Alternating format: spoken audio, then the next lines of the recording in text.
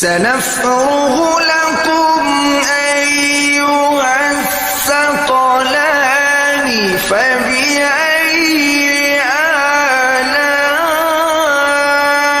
آلاء ربكما